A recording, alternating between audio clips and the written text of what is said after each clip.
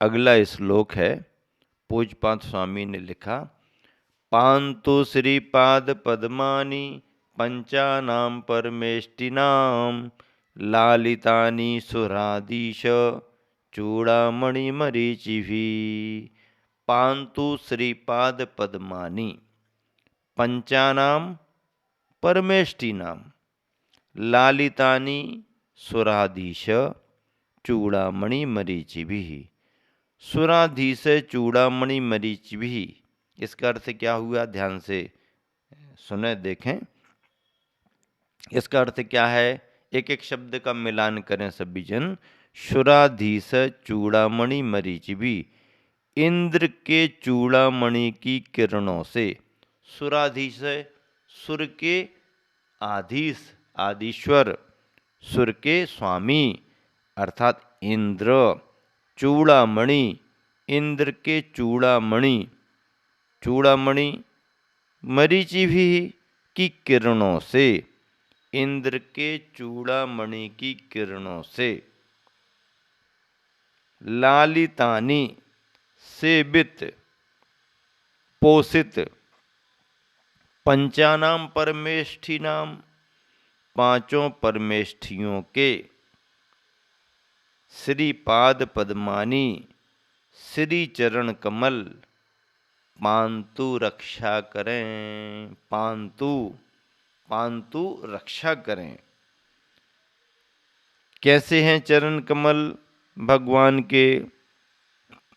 पांचों परमेष्टियों के चरण कमल कैसे हैं? सुराधीश चूड़ामणि मरीचिभिः लालितानि, इंद्र के चूड़ामणि की किरणों से लालितानि सेवित। इंद्रादिगण जब भगवान के चरणों में पहुँचते हैं या पंच परमेष्टियों की वंदना करते हैं, उस दृश्य को यहाँ पर रेखांकित किया गया है। इंद्र तो बहुत बड़े होते हैं, शक्तिमान होते हैं, वैभवशाली होते हैं। वो इनके पास क्यों आएंगे जिनके पास कुछ नहीं है? उनके पास सारा राग रंग है, सारा वैभव है, स्वर्गों का वैभव उनके पास है। वो फिर यहाँ क्यों आए? आचार्य उपाध्याय साधु के पास उनको क्या दिख रहा? सिद्धों के पास तो जा नहीं सकते। अरहंतों में, तीर्थंकरों के पास जाने में जरूर दिख सकता है कि समोसरण लगा हुआ है, 12 सभाएं लगी हुई हैं, चक्रवर्ती आया हुआ है, आदि आदि। ये सब समोसरण में फिर भी मिल सकता है, दिख सकता है।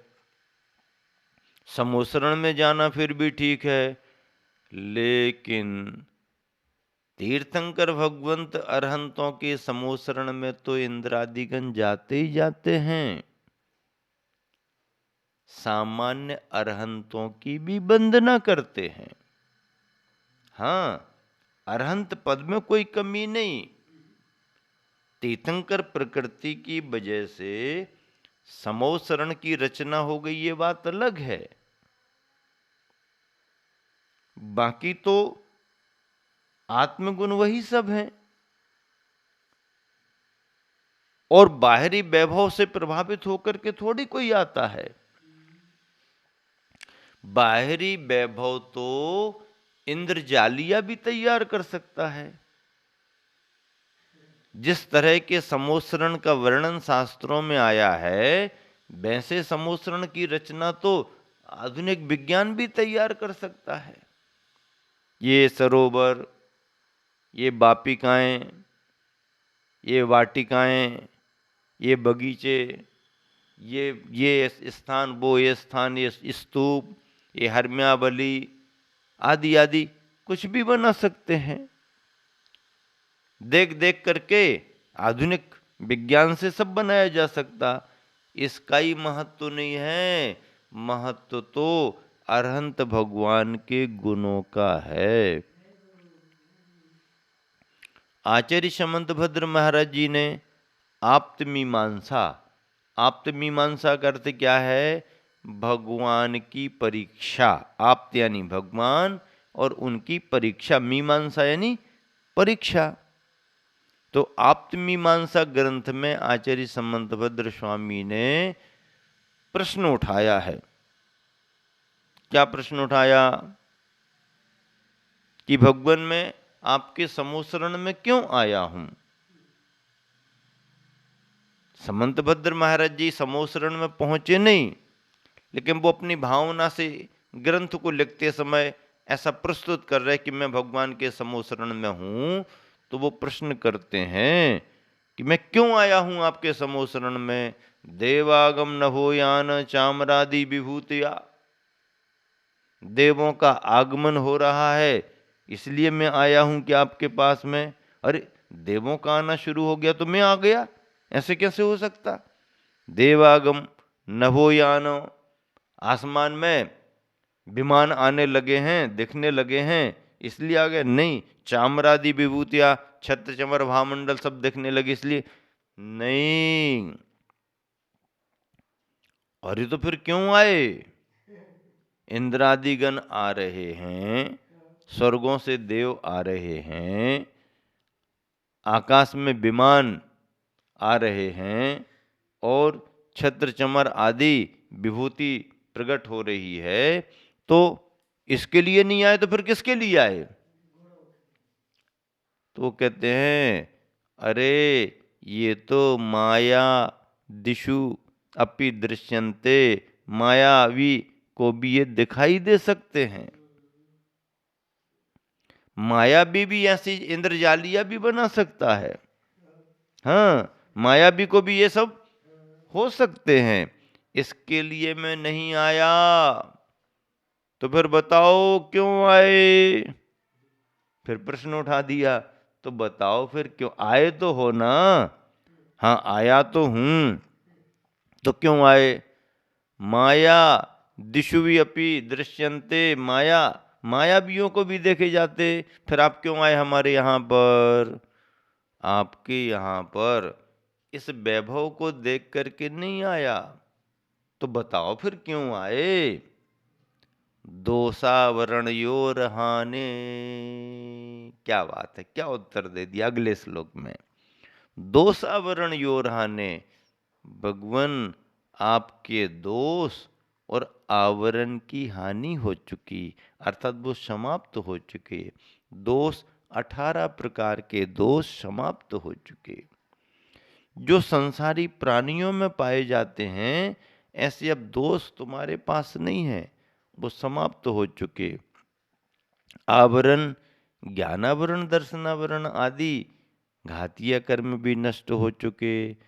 तो आपके जीवन से दोष समाप्त हो गए, कर्म घातीय रूप में जो कर्म है वो समाप्त हो गए। अरहंत सर्वज्ञ अवस्था आपने प्राप्त कर ली है, इसलिए आपके चरणों में मैं आया हूं। देवागम नभोयान चामरादि विभूतियां नहीं, इसकी वजह से नहीं आए। दोषावरणयोर हाने, दोष और आवरणों की हानि हो चुकी है। ऐसे पांचों परमेष्ठी के चरणों में इंद्रादिगण आ रहे हैं, तो वह वैभव विभूति के लिए नहीं आ रहे, बल्कि वीतरागता को पाने के लिए आ रहे। विभोर होकर के, विभोर होकर के सुध बुध भूल जाते हैं, सुध बुध भूल जाते हैं। ख्याल ही नहीं रहता है कि क्या करें क्या ना करें, क्या करें क्या ना करें, क्या करें ना, ऐसे आनंद विभोर हो जाते। तन्मयता से तल्लीन होकर के आनंद लेते रहते हैं। क्यों? उनके स्वामी भी ऐसा ही कर रहे हैं और सम्यक दर्शन को प्राप्त कर लेते हैं। वो देवी देवता सम्यक दर्शन को प्राप्त कर लेते। कितना बढ़िया वो दृश्य लगता होगा जब पूरा पूरा परिकर, पूरा परिकर, चलो चलो चलो चलो, इंद्र सामानिक त्रायस्त्रिंस पारिषद आत्मरक्ष लोकपाल अनेक प्रकीर्णक आवियोग क्लिबसक सब चलो, यहां कोई नहीं रहेगा। कोई ये नहीं कह सकता कि हमें सर्दी लग रही कि गर्मी लग रही कि आज तबीयत ठीक नहीं है। यहाँ कह सकते हो आज तबीयत ठीक नहीं है तो काम कर पाएंगे कि नहीं कर पाएंगे, वहां नहीं, चलो चलो चलो, उत्साह से पहले से तैयारी। सम्मेद शिखर जी की वंदना की गुरुवर आचार्य श्री के साथ। जनवरी का महीना, ठंड कड़ाके की पड़ती थी। अब कुछ महाराज जी जरा चल विचल होते थे, एक वंदना तो हो गई, अब कल पहाड़ पर चलना कि नहीं चलना, चलना कि नहीं चलना। और जैसे ही सुबह आचार्य भक्ति हुई और आचार्य श्री ने अपने गुरु की जय बोली और संघ ने आचार्य श्री की जय बोली, हाँ चलो वंदना के लिए कौन कौन चलते हैं। अब उत्साहित महाराज, हम चलेंगे हम चलेंगे, हम भी वंदना करेंगे, हम चलेंगे, सब संग चलेगा। कुछ महाराज ढीले ढीले से, तो आचार्य श्री की नजर पड़ जाती है, क्यों क्या बात है, विचार है नहीं है, नहीं नहीं चलना है चलना, तो क्या थोड़ा मौसम ठंडा है, हाँ थोड़ा ही ठंडा है ना, हाँ चलो चलना है, जी महाराज जी, जी आचार्य श्री चलते हैं। और फटाफट फटाफट फिर एक आध दिन थोड़ा सा लगता, और जब एक दो दिन वंदना हो गई फिर तो गुरुवर ने कहा हाँ जय, और सब तैयार हो गए, फटा एक सी स्पीड से कदम ताल कदम ताल कदम ताल, एरिया पर शुद्धि से चलना है।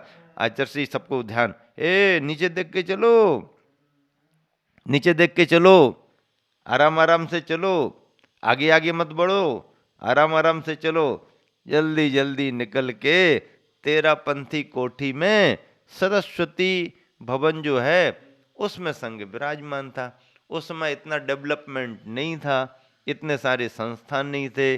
तो जब आचार्य श्री ने मंगल प्रवेश किया तो सभी मंदिरों की वंदना की, लेकिन प्रवास के लिए वहाँ के लोगों ने सरस्वती भवन दे दिया।